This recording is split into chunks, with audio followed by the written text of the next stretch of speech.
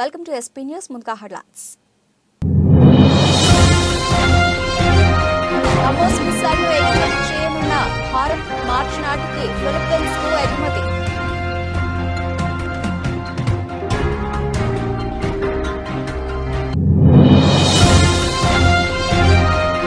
తరచూ కూటమిని మార్చే నితీష్ కు ప్రజలు తగిన బుద్ధి చెబుతారు. స్ట్రాంగ్ వార్నింగ్ ఇచ్చిన ఎన్సీపీ చీఫ్ శరద్ పవార్.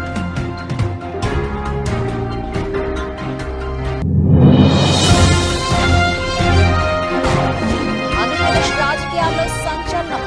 అక్కను కలిసిన చెల్లి.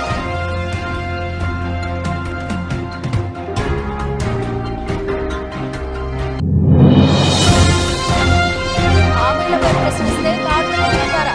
కాంగ్రెస్ కి ప్రజలే తగిన బుద్ధి చెబుతారు. మెదక్ బీఆర్ఎస్ ముఖ్య కార్యకర్తల సమావేశంలో మాట్లాడ హరీష్ రావు.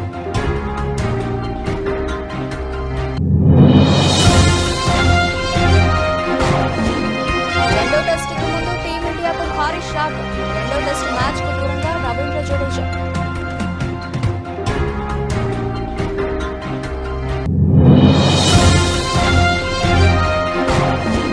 సౌందర్య బయోపిక్ చేయాలనుకున్న ఆసక్తికర వ్యాఖ్యలు చేసిన నేషనల్ క్రష్ రష్మిక.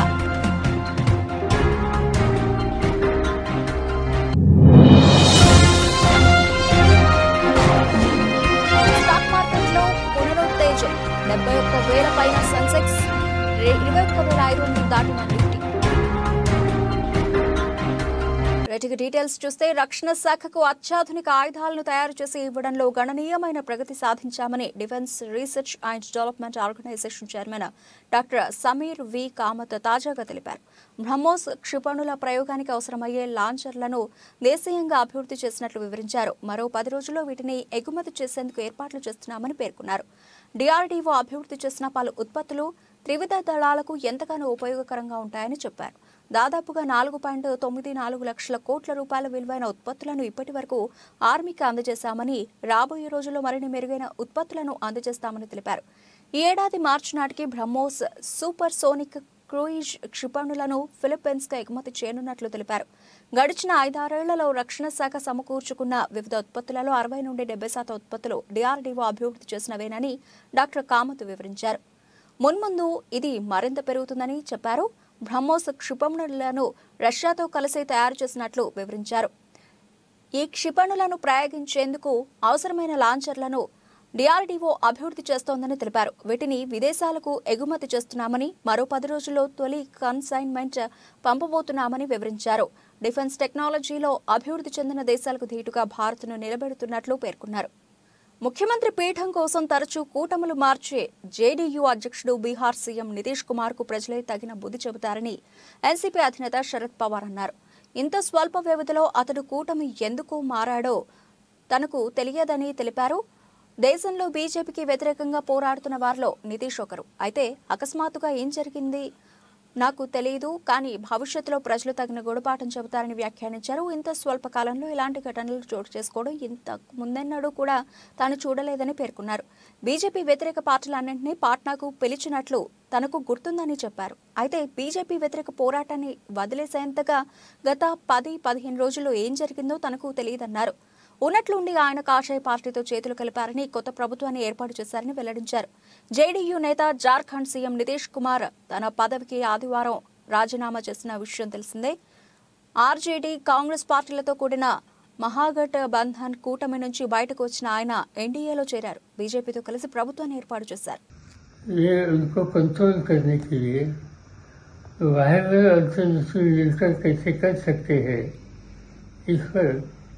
एक बहुत महान चीज दे दिया और जिसकी आवश्यकता भी उन्होंने बताई और उसी लाइन पर वो काम करते थे.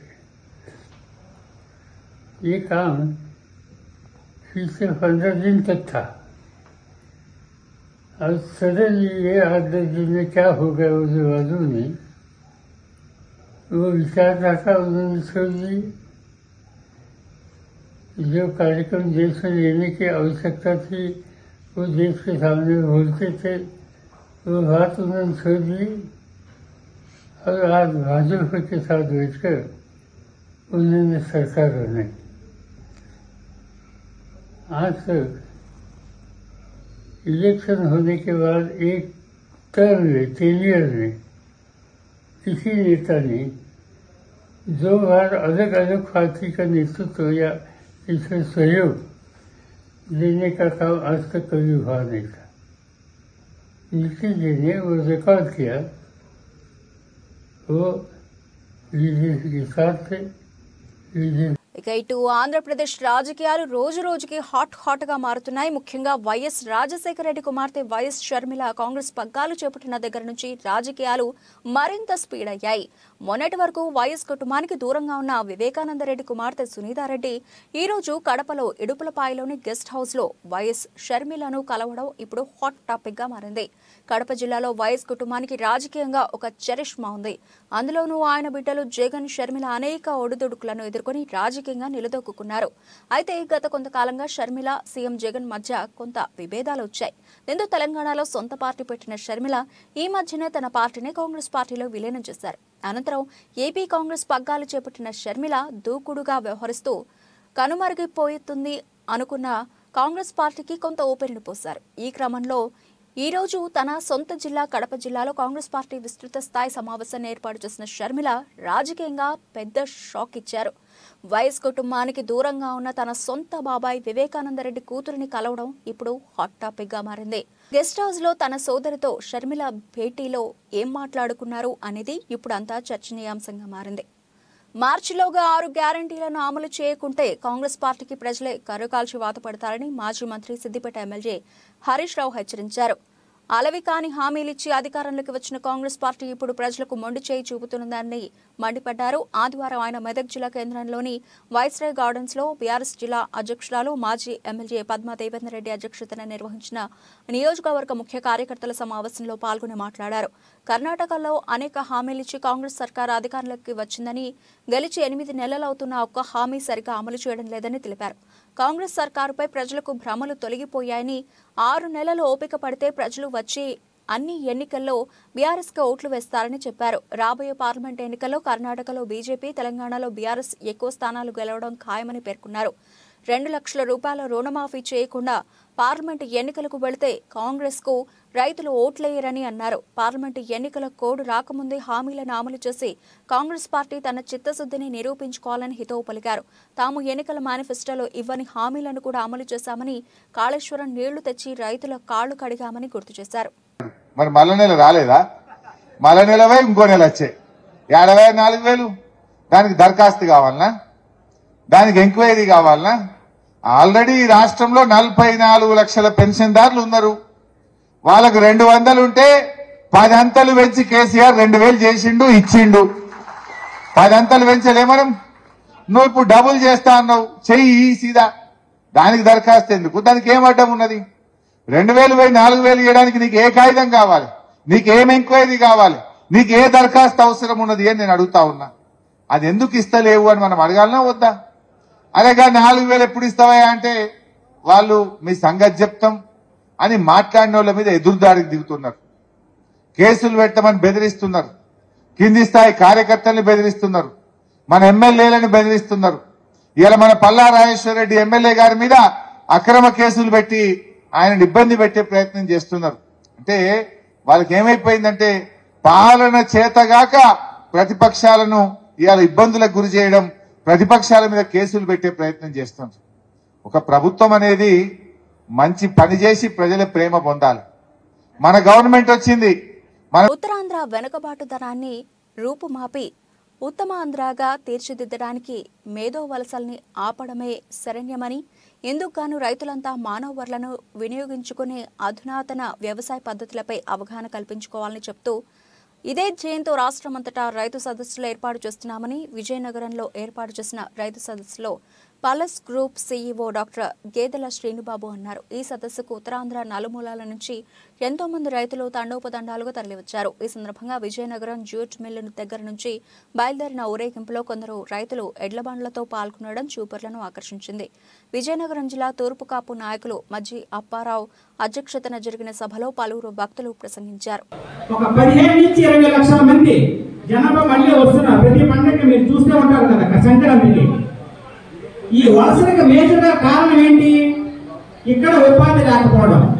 ఇక్కడ ఉపాధి కల్పించాలంటే ఆర్థికంగా బలపడాలి.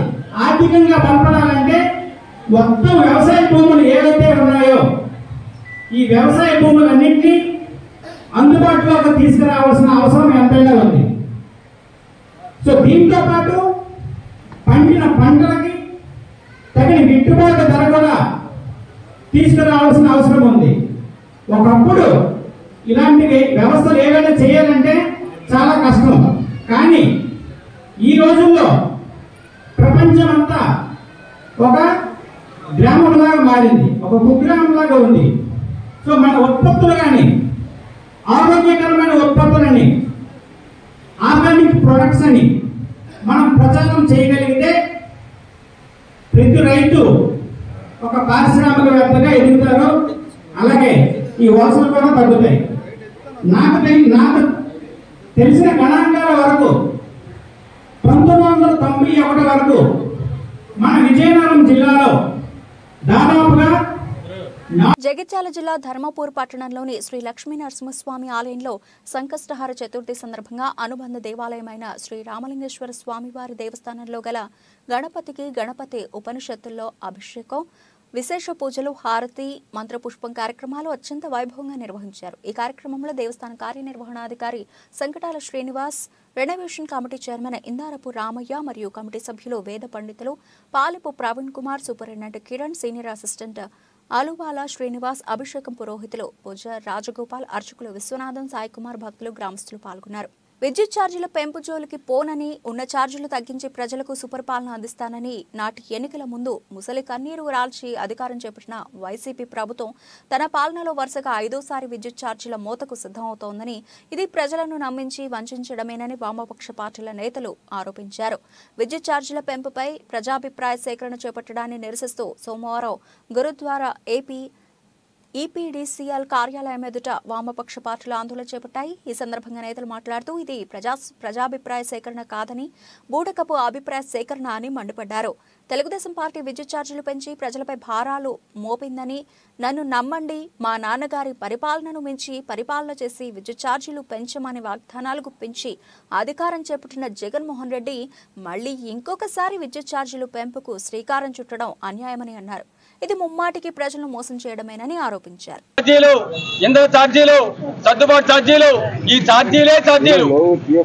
ఈ ఛార్జీల పేరు మీద ప్రజల మూలుగులు పీల్చి విద్యుత్ భారాలు విపరీతంగా ప్రభుత్వం ప్రజల మీద చేస్తా ఉంది.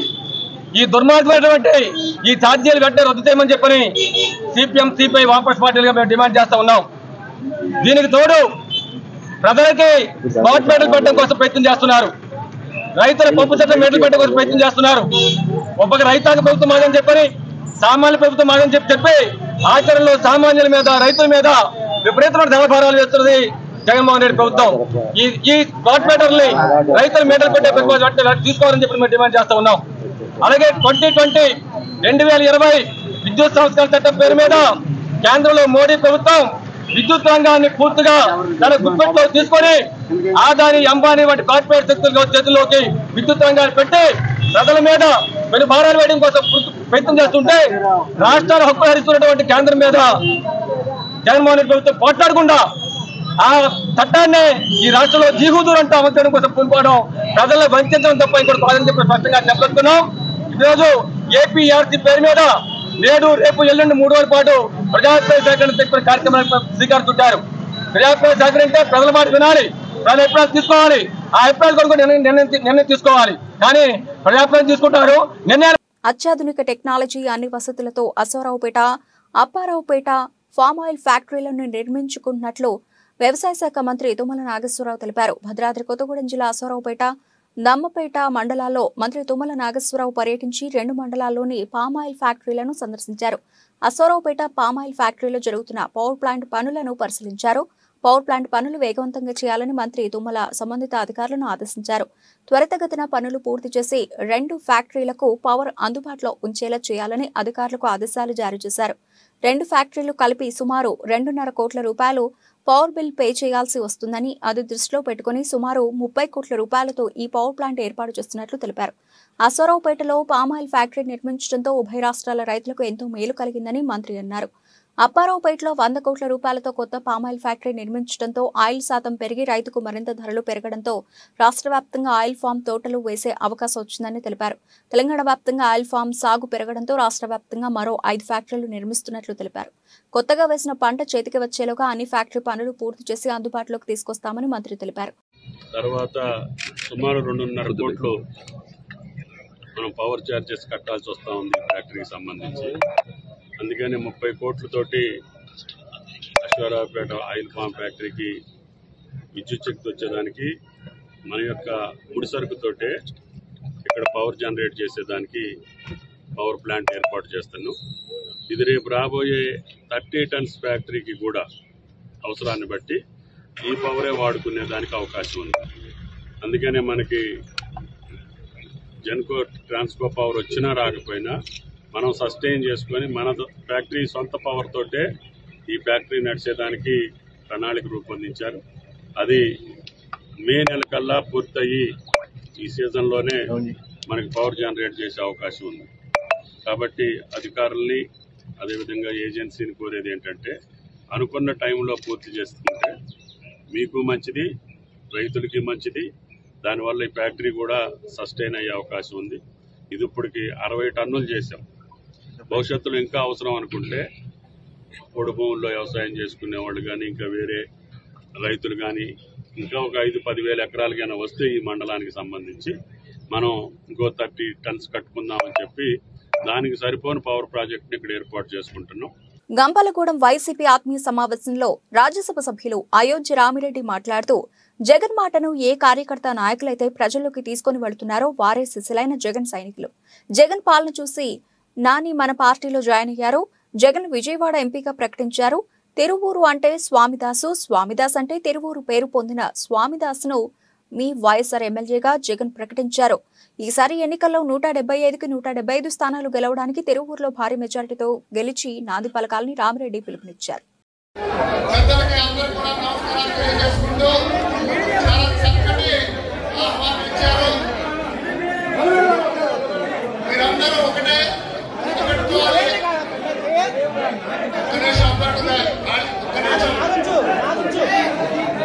తెలంగాణ ఉద్యమకారుల ఫోరం కరీంనగర్ జిల్లా ఆధ్వర్యంలో రవాణా శాఖ మరియు బీసీ శాఖ మంత్రి పొన్నం ప్రభాకర్ గౌడ్కి సన్మాన సభ చేయడం జరిగింది.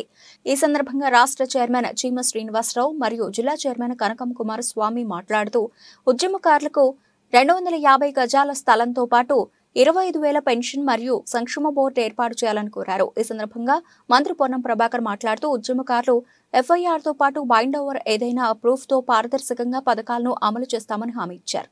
కొట్టారెడ్డి వాళ్ళే కాదు, మీ అందరి ఆకాంక్షల్ని ఏ ఊరికి వెళ్ళినా ఆనాడు మా పార్టీ నాయకత్వం అడుగుతుంది, ఏం చేద్దామయ్యా అన్నా, ఏమి లేదు సింగిల్ అజెండా కొట్లాడు అనే ధైర్యాన్ని ఇచ్చినటువంటి వాళ్ళందరూ కూడా ఇలా తెలంగాణ కోసం కొట్లాడే అవకాశం లేదు. అందుకే మళ్ళీ చెప్తా ఉన్నా, ఇలా తప్పకుండా తెలంగాణ ఉద్యమంలో కూడా భాగస్వాములై పాల్పంచుకున్న వాళ్ళందరికీ న్యాయం చేసే బాధ్యత కాంగ్రెస్ పార్టీ, కాంగ్రెస్ ప్రభుత్వం. ఆ ప్రక్రియకు అనుగుణంగా మీరందరూ ప్రజాపాలన అప్లికేషన్ పెట్టుకున్నారని అనుకుంటా ఉన్నాం. దానికి సంబంధించినటువంటి విధి విధానాలు అమలు చేయడానికి మంత్రివర్గ ఉపసంఘం వేసినాం. దానికి సంబంధించి మళ్ళీ నేను శ్రీనివాస్ గారిని, ఆనంద్ గారిని, శ్రీనన్న అదేవిధంగా మిత్రులందరూ కూడా ఒక డెలిగేషన్ గా పోదాం. కొంత సడలింపు ఇవ్వండి. బ్యాండ్ ఓవర్ అయినటువంటి వాళ్ళకో, ఈడీ ఎంటర్ ఉన్నటువంటి వాళ్ళకో ఇతరత్ర ఆధారాలు ఉంటాయని చెప్పేటువంటి విధంగా మనం దానిలో మార్గదర్శకత్వం చేద్దాం. కానీ తప్పకుండా రాష్ట్రంలో టీడీపీతో బీజేపీ పొత్తు ఉంటుందని విస్తృత ప్రచారం జరుగుతున్న నేపథ్యంలో ఆ పార్టీ నేత మైలవరం నియోజకవర్గ ఇన్ఛార్జ్ నూతల బాలకోటేశ్వరరావు సంచలన వ్యాఖ్యలు చేశారు. ఇబ్రహీంపట్నంలో జరిగిన మీడియా సమావేశంలో ప్రస్తుత రాజకీయ పరిణామాలపై ఆయన చేసిన ఈ ఆసక్తికర వ్యాఖ్యలు రాజకీయంగా చర్చనీయాంశంగా మారాయి. నూతల పార్టీ బాల నియోజకవర్గ నేతగా ఉన్నప్పటికీ రాష్ట్ర బీజేపీ అధినేత్రి దగ్గుపాటి పురంధరేశ్వరికి అత్యంత సన్నిహితంగా తమ్ముడిగా మెలుగుతారు అనే ప్రచారం ఉంది. ఈ నేపథ్యం ఆయన చేసిన రాజకీయ వ్యాఖ్యలకు ప్రాధాన్యం సంతరించుకుంది. రానున్న సార్వత్రిక ఎన్నికల్లో అన్ని నియోజకవర్గాల్లో బీజేపీ పోటీ చేస్తుందని బాలా స్పష్టం చేశారు. ఆంధ్ర రాష్ట్రంలో రాబోయే సార్వత్రిక ఎన్నికల్లో భారతీయ జనతా పార్టీ తరఫున మాజీ కేంద్ర మంత్రులు, మాజీ రాష్ట్ర మంత్రులు, మాజీ ఎమ్మెల్యేలు, మాజీ ఎమ్మెల్సీలు, మాజీ రాజ్యసభ సభ్యులు పోటీ చేయబోతా ఉన్నారు. అందులో భాగంగా ఎంతో ప్రతిష్టాత్మకమైన రాజకీయాల్లో ఎంతో చైతన్యవంతమైన జిల్లా కృష్ణా జిల్లా, అందులో ఎన్టీఆర్ జిల్లా. ఎన్టీఆర్ జిల్లాలో కూడా మాజీ కేంద్ర మంత్రులు పోటీ చేయబోతా ఉన్నారు భారతీయ జనతా పార్టీ తరఫున. మెదక్ జిల్లా రామాయంపేట మండల కేంద్రంలో శ్రీ చిత్తారమ్మ దేవాలయం వార్షికోత్సవ ఉత్సవాలు అంగరంగ వైభవంగా నిర్వహించారు. చిత్తారమ్మ దశమ వార్షికోత్సవం పురస్కరించుకుని నేడు అమ్మవారికి కళ్యాణ మహోత్సవం కార్యక్రమాన్ని కనుల పండుగగా నిర్వహించారు. చిత్తారమ్మ జాతర ఉత్సవాల్లో మల్కాజ్గిరి మాజీ ఎమ్మెల్యే కాంగ్రెస్ పార్టీ నాయకులు హనుమంతరావు పాల్గొన్నారు. అమ్మవారికి ప్రత్యేక పూజలు నిర్వహించారు. ఈ సందర్భంగా మైనంపల్లి హనుమంతరావు సంఘం సభ్యులు ఘనంగా సన్మానించారు. అనంతరం ఏర్పాటు చేసిన సమావేశంలో ఆయన మాట్లాడుతూ పద్మశాలి కుల అభివృద్ధి కోసం తన వంతుగా కృషి చేస్తానని, మార్కండే దేవస్థానం అభివృద్ధి కోసం తన వంతు కృషి చేస్తానని తెలిపారు. అరే మీరు అడ్డం ఎందుకు వస్తావు? అడ్డం రాకండి మొత్తం దిగురు మీ కమిటీ అన్నతోటి కమిటీ. ఎప్పుడు కూడా సత్యమలను నా బిడ్డల లాగానే భావిస్తాను. వారు ఏదైనా అడిగినప్పుడు కాదనే సమస్య లేదు. తప్పకుండా ఆ గుడికి మా కాంట్రిబ్యూషన్ ఉంటుంది. ఏదైతే రామాయంపేట్ కాన్స్టిట్యున్సీ ఉన్నప్పటి నుంచి మీరందరూ నాకు అండగా ఉన్నారు. మొట్టమొదటిసారి నన్ను ఎమ్మెల్యే చేసిందే రామాయంపేట నుంచి. నా కంఠంలో ఊపి ఉండే వరకు నేను మర్చిపోయినాను. ఎప్పుడు కూడా మల్కాజ్గిరిలో ఎమ్మెల్యే ఉన్నప్పటికీ కూడా మెదక్ జిల్లా వాసులను ఎప్పుడు మర్చిపోనని చెప్పేవాడిని. మరి అదే విధంగా రామాయంపేట తర్వాత డెలిమినేషన్ లో మెదక్ అయింది. మెదక్ నుంచి కూడా మీరు గెలిపించడం జరిగింది. మరి తర్వాత నాకు బ్యాక్ పెయిన్ ఉండడం వల్ల హైదరాబాద్ షిఫ్ట్ అయ్యాను. మళ్ళీ 10 సంవత్సరాల తర్వాత నా కుమారుడు పంపిస్తే మళ్ళీ మీరు ఆశీర్వదించారు. కంటిన్యూగా యాక్టివ్ గా గెలిపించినందుకు నా కంఠంలో ఊపిరిండే వరకు నేను మిమ్మల్ని మర్చిపోను. ఒకటి ముఖ్యంగా గమనించాలి ఏంటంటే, ఎవరికైతే నేను పొలిటికల్ గా జీవితాన్ని ఇచ్చినో ఆ 2 సార్లు ఎమ్మెల్యే ఉన్నప్పుడు వాళ్ళు లేదు. ఇంకా ఈరోజు కుర్రోళ్ళు మొదలే యూత్ మొట్టమొదటి వచ్చిండ్రు. ఆ యూత్ తో పాటు పాత కార్యకర్తలు, అన్ని పార్టీల కార్యకర్తలు ఈరోజు సహకరించారు. కాంగ్రెస్ లో మొట్టమొదటి నుంచి వీళ్ళందరూ కూడా పనిచేసినప్పటికీ మేము కొత్తగా వచ్చిన ఉప్పల్ వేదికగా జరిగిన మొదటి టెస్ట్ మ్యాచ్ లో టీమిండియా 28 పరుగుల తేడాతో ఓటమి పాలైంది. గెలవాల్సిన మ్యాచ్ లో ఓడిపోవడం టీమిండియా అభిమానులకు పెద్ద షాక్. ఓవైపు ఓటమి బాధలో ఉన్న భారత్ కు ఇప్పుడు గట్టి ఎదురుదెబ్బ తగిలింది. Team India star all rounder Ravindra Jadeja రెండో టెస్ట్ మ్యాచ్ కు దూరమయ్యే అవకాశాలు ఎక్కువగా కనిపిస్తున్నాయి. మొదటి టెస్ట్ మ్యాచ్ లో అతడి తొడ కండరాలు పట్టేశాయి. ఉప్పల్ టెస్ట్ మ్యాచ్ లో రెండో ఇన్నింగ్స్ లో అదనపు పరుగు కోసం ప్రయత్నించిన రవీంద్ర జడేజాను బెన్ స్టోక్స్ రనౌట్ చేశాడు. ఆ సమయంలో వేగంగా పరిగెత్తుతూ ఉండగా జడేజా తొడ కండరాలు పట్టేశాయి. ఈ క్రమంలోనే జడేజా ఇబ్బంది పడుతూనే గ్రౌండ్ బయటకు వెళ్లాడు. అతడి నొప్పి తీవ్రత చాలా ఎక్కువగా ఉన్నట్లుగా తెలుస్తోంది. రవీంద్ర జడేజా గాయంపై మ్యాచ్ అనంతరం హెడ్ కోచ్ రాహుల్ ద్రావిడ్ స్పందించారు. ఈ విషయం గురించి ఇంకా ఫిజియోతో మాట్లాడలేదని చెప్పారు. కాబట్టి ఇప్పుడే అతడి పరిస్థితి గురించి తెలుపలేమన్నారు. సినీ పరిశ్రమలో బయోపిక్లు కొత్తేమీ కాదు. ఎప్పుడూ ఏదో ఒక బయోపిక్ వస్తూనే ఉంటుంది. సినీ పరిశ్రమలోని గొప్ప వ్యక్తులే కాక అన్ని రంగాల్లోని పలువురు ప్రముఖుల బయోపిక్స్ తెరకెక్కిస్తూ ఉంటారు. ఈ కోవలోనే ఒకప్పటి దివంగత స్టార్ హీరోయిన్ సౌందర్య బయోపిక్ కూడా తీస్తారని గతంలో వార్తలు వచ్చినా అధికారికంగా ఎవరూ ప్రకటించలేదు. 1992 నుండి 2002 వరకు దాదాపు 10 సంవత్సరాల తెలుగు, కన్నడ పరిశ్రమల్లో స్టార్ హీరోయిన్ గా వెలిగింది సౌందర్య. ఒకప్పుడు మహానటి సావిత్రి గురించి ఎలా చెప్పుకున్నారో ఆ తర్వాత సౌందర్య గురించి అలా చెప్పుకున్నారు. తన నటన, వ్యక్తిత్వంతో ఎంతో మంది అభిమానులను సంపాదించుకున్నారు. కానీ అనుకోకుండా ఓ హెలికాప్టర్ ప్రమాదంలో అర్ధాంతరంగా 2004లో మరణించారు. ఆమె మరణం అభిమానుల్లో, తెలుగు ప్రేక్షకుల్లో, సినీ పరిశ్రమలో తీరని లోటని ఏర్పరిచింది. సౌందర్య మరణించి దాదాపు 20 ఏళ్లు అవుతున్నా ఇంకా ఆమె నటనని, ఆమెని గుర్తు చేసుకుంటూనే ఉన్నారు. అయితే గతంలోనే సౌందర్య జీవితాన్ని బయోపిక్ గా తెరకెక్కిస్తామని పలు వార్తలు వచ్చాయి. కానీ అవి ఇప్పటి వరకు కార్యరూపం దాల్చలేదు. తాజాగా రష్మిక మందన ఓ ఇంటర్వ్యూలో తాను ఇండస్ట్రీకి రాకముందు తమ నాన్న తాను కొంచెం సౌందర్యగారిలా ఉన్నానను అనేవాళ్లు. ఒకవేళ తాను అలాగే ఉన్నాను అనిపిస్తే సౌందర్య గారి బయోపిక్లో నటించాలని ఉంది. ఆమె జర్నీ అంటే నాకు చాలా ఇష్టం అని తెలిపింది. దీంతో ఇప్పుడు మరోసారి సౌందర్య బయోపిక్ చర్చగా మారింది. నటించడానికి రష్మిక రెడీగా ఉంది. మరి సౌందర్య బయోపిక్ ఎవరు తెరకెక్కిస్తారో చూడాలి. సౌందర్య అభిమానులు కూడా ఆమె బయోపిక్ రావాలని కోరుకుంటున్నారు. సౌందర్య బయోపిక్ వస్తే సావిత్రి బయోపిక్ మహానటిలాగే అది కూడా ఒక క్లాసిక్ సినిమాలా నిలిచిపోతుంది. శుక్రవారం నష్టాల్లో ముగిసిన ఇండియన్ స్టాక్ మార్కెట్లు ఈ రోజు ఉత్సాహంగా ప్రారంభమయ్యాయి. బ్యాంక్ నిఫ్టీలోనూ జోరు కనిపించింది. ఆసియా మార్కెట్ల నుంచి సానుకూల పవనాలకు బడ్జెట్ వారంలోని బులిష్నెస్ తోడవడంతో మన మార్కెట్ మెరుగ్గా కనిపిస్తోంది. పార్లమెంటు బడ్జెట్ సమావేశాలు జనవరి 31 నుంచి ప్రారంభమవుతాయి. ఫిబ్రవరి 1న ప్రభుత్వం బడ్జెట్ను సమర్పిస్తుంది. ఫిబ్రవరి ఎఫ్ఎన్ఓ సిరీస్ ఈ రోజు నుంచి ప్రారంభమైంది. ఆ ఉత్సాహం కూడా మార్కెట్కు తోడైంది. గత సెషన్లో శుక్రవారం 70,701 దగ్గర క్లోజ్ అయిన బీఎస్సీ సెన్సెక్స్ ఈ రోజు 267.43 పాయింట్లు లేదా 0.38% పెరుగుదలతో 70,968.10 స్థాయి వద్ద ఓపెన్ అయింది. శుక్రవారం 21,353 దగ్గర ఆగిన ఎన్ఎస్ఈ నిఫ్టీ ఈరోజు 80.50 పాయింట్లు లేదా 0.38% జంపుతో 21,433.10 స్థాయి వద్ద ప్రారంభమైంది. బ్రాడర్ మార్కెట్లలో BSE mid cap and small cap సూచీలు వరుసగా 0.4%, అలాగే 0.8% వరకు పెరిగాయి. మార్కెట్ ప్రారంభ సమయంలో సెన్సెక్స్ 30 ప్యాక్లోని 25 stocks green zone, 5 stocks red జోన్లో ఉన్నాయి. సెన్సెక్స్ టాప్ గెయినర్స్లో సన్ఫార్మా 2.55% లాభపడింది. NTPC 1.72%, power grid 1.63%, Kotak Mahindra bank 1.59%, Axis bank 1.52% rally చేశాయి. మరోవైపు ఐటీసీ, జేఎస్డబ్ల్యూ స్టీల్, ఇన్ఫోసిస్ స్వల్ప నష్టాల్లో ట్రేడ్ అవుతున్నాయి. నిఫ్టీ 50 ప్యాక్లోని 40 స్టాక్స్ లాభపడగా 10 స్టాక్స్ పతనంలో ఉన్నాయి. నిఫ్టీ టాప్ గెయినర్స్లో అదానీ ఎంటర్ప్రైజెస్ 5.09%, ఓఎన్జీసీ 4.17% లాభపడ్డాయి. Adani ports 3.74%, Sun Pharma 3.05%, SBI life 2.44% బలాన్ని ప్రదర్శిస్తున్నాయి.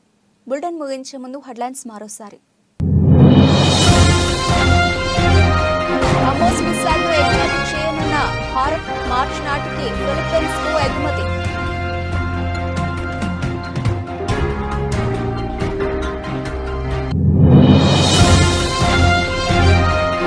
తరచూ కూటమి మార్చే నితీష్ కు ప్రజలు తగిన బుద్ధి చెబుతారు. స్ట్రాంగ్ వార్నింగ్ ఇచ్చిన ఎన్సీపీ చీఫ్ శరద్ పవార్.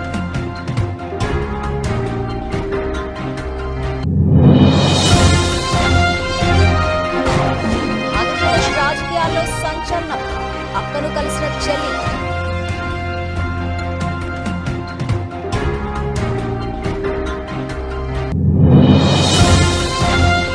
హామీలపై ప్రశ్నిస్తే తాడులో వెళ్తారా? కాంగ్రెస్ కి ప్రజలే తగిన బుద్ధి చెబుతారు.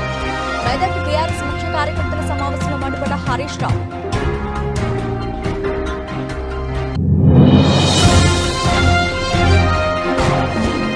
రెండో టెస్టుకు ముందు టీమిండియాకు భారీ షాక్. రెండో టెస్టు మ్యాచ్ కు దూరంగా రవీంద్ర జడేజా.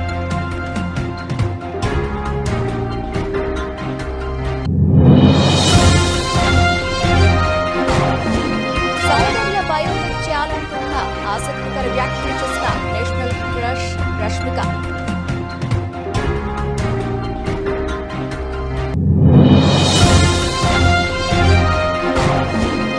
స్టాక్ మార్కెట్లో పునరుత్తేజం.